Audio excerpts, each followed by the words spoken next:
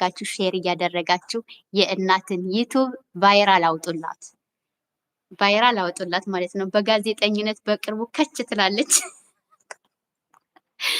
ጥናት ላይ ናት፣ ጥናት ላይ ናት። ከዛ ደግሞ የሚያሰለጥናት ደግሞ ታላቅዬ አሰልጣኝ ደግሞ ሊቀጥርላት ነው ማለት ነው። ለእናት ታላቅዬ አሰልጣኝ ሊቀጥርላት ነው።